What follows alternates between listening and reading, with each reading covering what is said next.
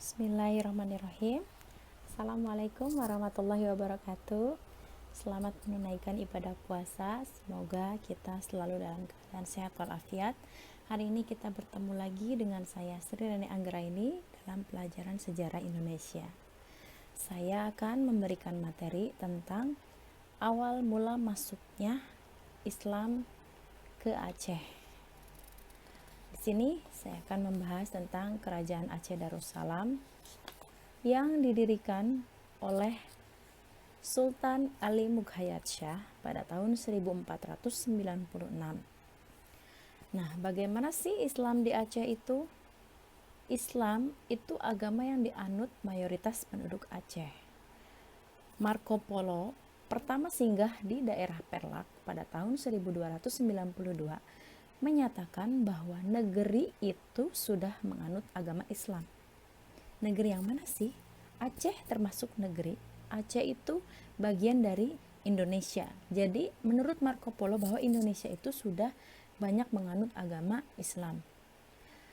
Dilihat dari apa? Kalau untuk di daerah Aceh, dari Samudra Pasai, Kerajaan Samudra Pasai.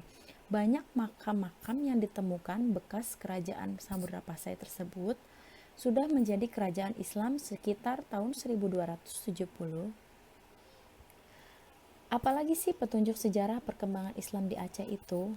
Yang pertama itu kitab Sejarah Melayu. Dan ada juga Hikayat Raja-Raja Pasai. Nah, berdasarkan dua kitab itu, sebagian tempat-tempat di Aceh telah memeluk agama Islam, terutama tempat-tempat di tepi pantai. Awal mulanya mengikuti jalan-jalan dan kota-kota dagang di pantai. Barulah tersebar ke pedalaman. Biasanya begitu ya. Seperti ini aja, seperti tradisi. Seperti tradisi itu budaya, tradisi budaya itu contohnya kalau dalam bahasa Indonesia itu dongeng ya. Selain dongeng ada juga legenda.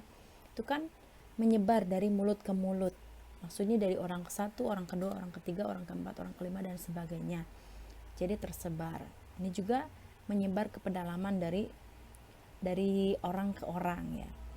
Kemudian menurut Hamka berpendapat bahwa Islam masuk ke Aceh itu sejak abad pertama Hijriah, ke-7 atau ke-8 Masehi.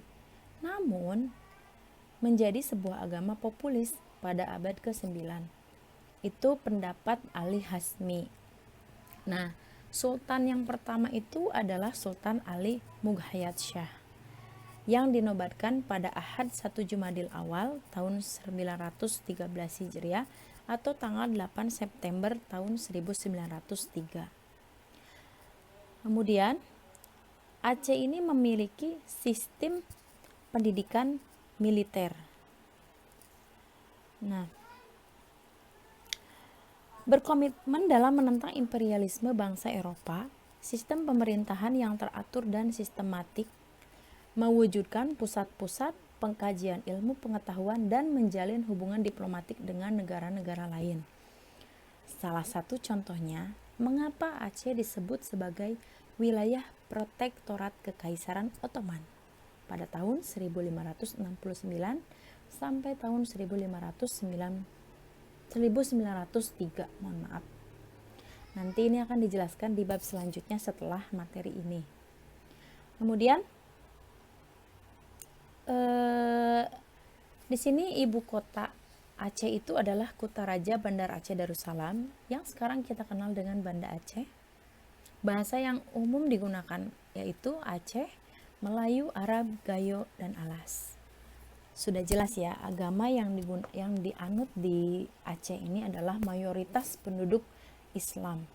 Bahkan pada saat pandemi COVID-19 ini, kalau di Aceh itu masih mengadakan sholat tarawih ya, masjid itu tidak sepi itu. Sistem pemerintahannya itu adalah monarki. Nah, apa sih monarki ini? Coba tolong, Ibu ingin tahu di sini siapa yang bisa menjelaskan monarki itu apa? Silahkan komen di bawah. Sultan yang pertama itu adalah Sultan Ali Mughayat Shah yang memimpin pada tahun 1496 sekaligus yang mendirikan kerajaan Aceh pertama. sampai tahun 1530. Dilanjutkan oleh Sultan Muhammad Daud Shah pada tahun 1875 sampai 1903. Nah, di sini sejarah pengukuhan sultan pertama itu ya tadi itu ya, Sultan Ali Muhayyad Shah itu dinobatkan pada Ahad 1 Jumadil Awal 913 Hijriah atau tanggal 8 September 1903. Lalu ada apa sih di tahun 1903? 1903 terjadi Perang Aceh. Nah, Perang Aceh ini dimulai sejak Belanda menyatakan perang terhadap Aceh pada 26 Maret 1873. Setelah melakukan beberapa ancaman diplomatik, tapi Belanda tidak berhasil merebut wilayah yang besar. Perang kembali berkobar pada tahun 1883. Tetapi lagi-lagi gagal.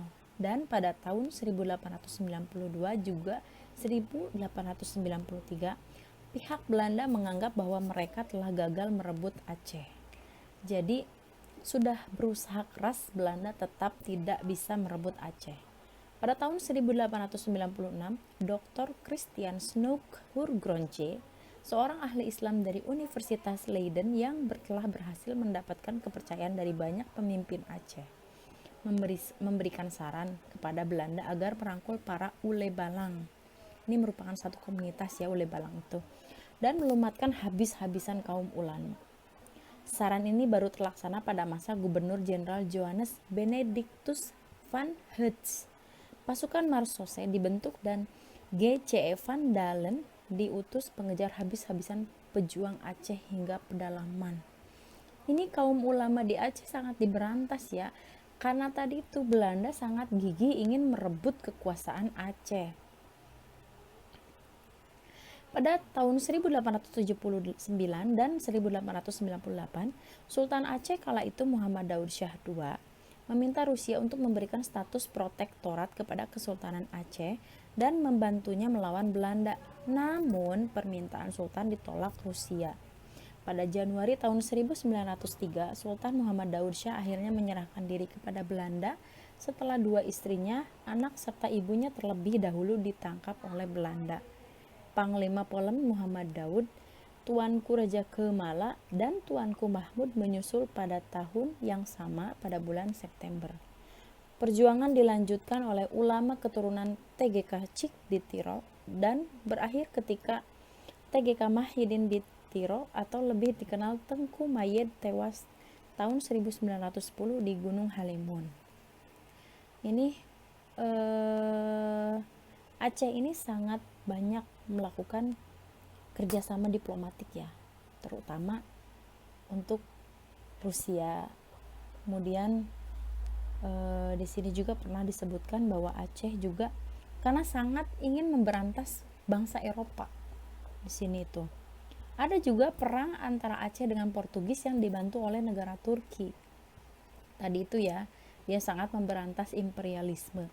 Nanti akan saya bahas mengenai kerjasama atau hubungan antara Aceh dengan Kekaisaran Ottoman Turki, karena waktunya lama sekali nih, pada tahun 1569 sampai 1903. Nah, sekarang sudah paham kan bagaimana Islam masuk ke Aceh, bagaimana Islam masuk ke Indonesia? Salah satunya tadi melalui jalur perdagangan situ. Lalu tata lepa sampai masuk ke pedalaman. Mungkin itu materi yang bisa saya sampaikan, semoga bermanfaat.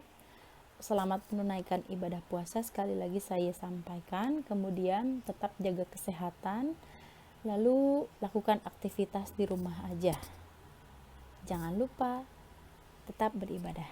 Assalamualaikum warahmatullahi wabarakatuh.